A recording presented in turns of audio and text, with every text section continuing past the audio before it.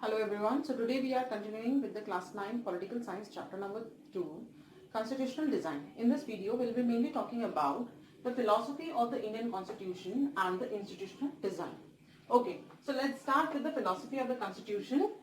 You must be knowing that we have in my previous video we have discussed about the guiding values and the principles and the philosophy of our great Indian fighters, and but it doesn't mean that we have just incorporated the principles and the philosophy of all those peoples in the constitution, but we have also embedded those values and principles in the constitution also.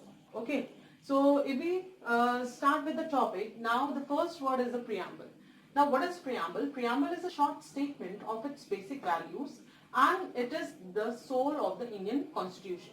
So here, as it says, that preamble is a short statement, okay, of its basic values of the constitution. Now through the preamble we come to know about little bit the basic values of the Indian constitution. So here we can say this is a kind of a short introduction of the constitution. Okay, so here I have written the whole preamble of our Indian constitution. So we will go through this preamble, and later on we will be talking about the important words which are there or in the preamble, and we will find out the meaning of those words also. Okay, so let's start. Now here it is written that our preamble starts with the words "We the people of India."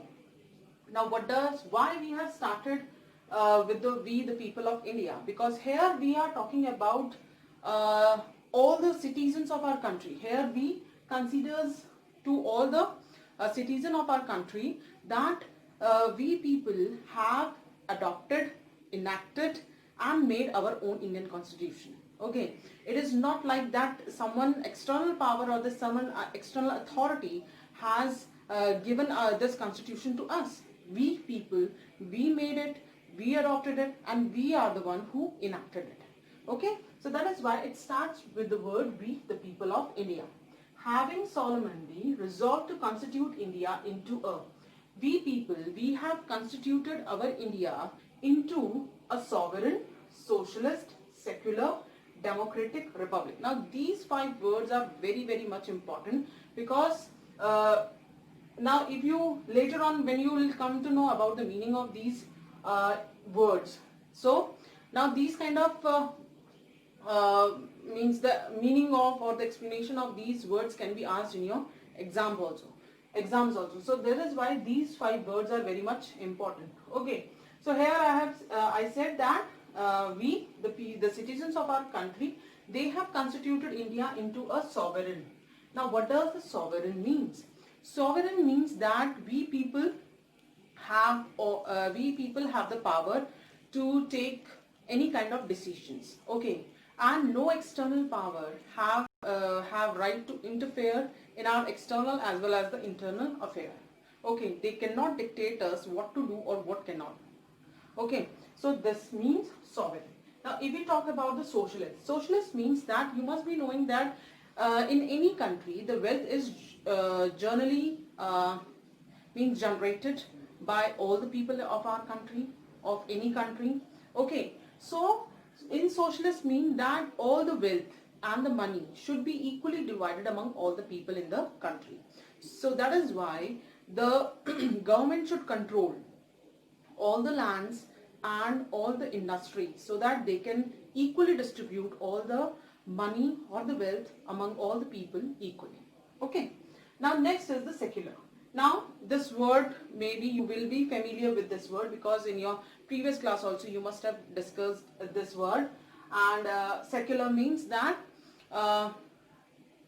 the government, secular means that a country do not promote any single religion, and no one can be discriminated on the basis of the caste, creed, gender, religion, or gender, religion, or any other thing. Okay, now next is the democratic. Now democratic means, you must be knowing, in our first chapter also we discussed about the democracy. So democratic means it is a form of government where the ruler is elected by the people. So here in democracy, all the people, they have a basic rights, they have the fundamental rights, and here the leader is always elected by the people.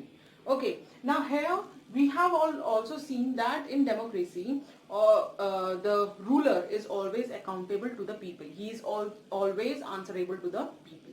Okay, now next word comes the republic. Now what does the republic means? That there should be one head of state in the country. Head of state. Now who is the head of state of our country? The president. Okay, so that head of state should be one. Okay. Head of the government is the prime minister, and head of the state is the president. Okay, so there should be one head of the state, and that post should not be hereditary. Okay, hereditary here means that his post should not be like that after that person, after the head of the state, his son or his kith and kins will become the next head of the state. Okay, so means that post is also being elected by the people.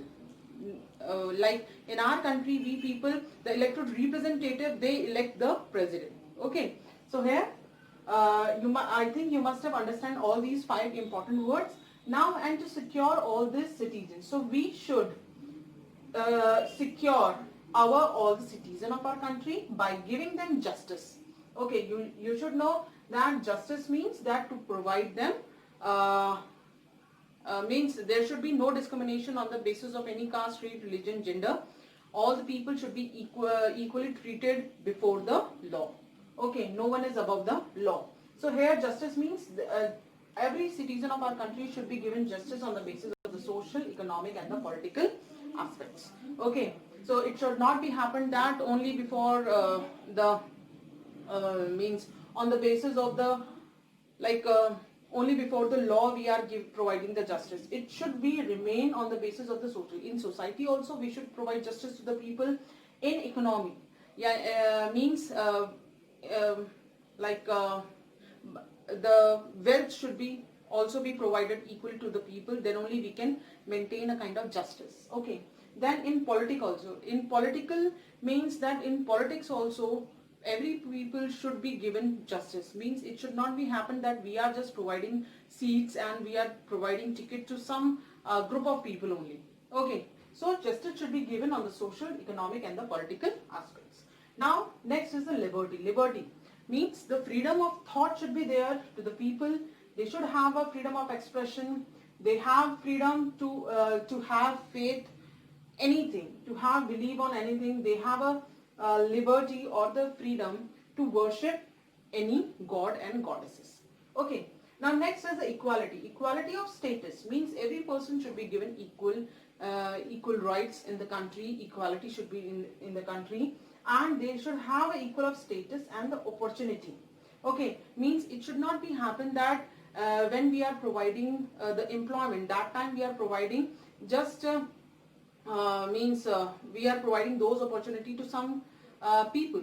Okay, so equality should be there in terms of opportunities also, and to promote among them all. We should also promote this equality among all the people. Now next comes the fraternity. Fraternity means the brotherhood. So we should ensure, here we should ensure that brotherhood means that we should think that all the people, all the citizens in our country, they are the member of our family. Okay, so we should treat them as a member of our family, and no one person should be treated inferior. Okay, so by providing fraternity, we should assure the dignity of the individual and the unity and the integrity of the nation. Okay, when we will think that all the people of our country, they are the family member of our they are the member of our family, then only we can maintain the unity and the integrity in the nation. Okay, so in our country in assembly, this 26th of November, the date which I have mentioned earlier, 26th of November 1949 was the date we here adopt, enact and give to ourselves this constitution.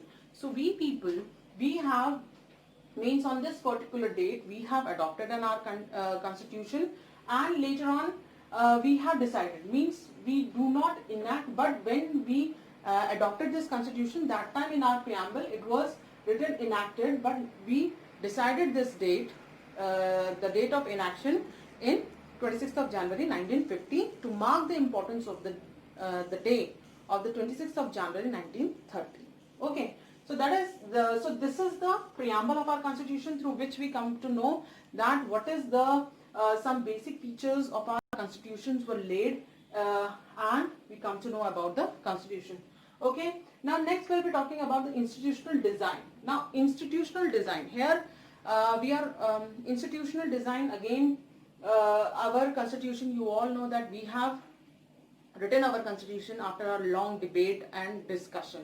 Okay, and means more than almost 3 members were there who traveled throughout the country or around the world, and they have taken the good features from the other countries and they have inculcated those ideas in our constitution. Okay, so constitution is a very long and detailed document. So our constitution is a very long and a detailed document, and it did not see sacred and static unalterable law. When our constitution, the member of our constituent assembly, when they were making our constitution, that time they did not make it static or unalterable. Means unalterable, static means in which we cannot make any changes. They made some provisions through which we can make changes. Okay, because at that time and at this present time, they know this thing that after a particular time period, the people has to keep themselves updated. Okay, so that is why they made it alterable. Means according to the interest of the people, the government or the people, they can make changes in their constitution. Okay, so they made a provisions to incorporate changes from time to time. So that is why our members of the Constituent Assembly, they made a provisions so that we can incorporate the changes from time to time. Now these provisions of changing these provision of making changes in the constitution is called the constitutional amendments. Okay, now the constitution describes a procedure for choosing a person. In our constitution here, that is why we say that if we talk about the institutional design, like you all know that in our constitution we have a different organs of government. These are the executive, legislature and the judiciary. So we have applied all those principles in those institutions also. Okay, we have already in a good manner we have made the institutional arrangements also. Okay, so the constitution describes a procedure for choosing person. Okay, our constitution tells us that how the ruler of our country will be elected. So that person has to gone through a certain kind of procedure. Now he has a power to take which kind of decision he should take. These things also mentioned in the constitution. Like if we talk about the state government, the state government has his limitation of powers. Central government has his own limitation of power. Okay. Now the limits of the power of the government, it also limits the power of the government. So that is why we have made the organ of the government, like executives are those people who runs our government. Okay, so to keep check on the power of these people, okay, or to limit their power, we have made the legislature and the judiciary. Legislature and judiciary, they are the different organ, and they also keep check on the working of the our executives. Okay, so this is all about this chapter. So in next video we'll be starting with the new chapter. Thank you.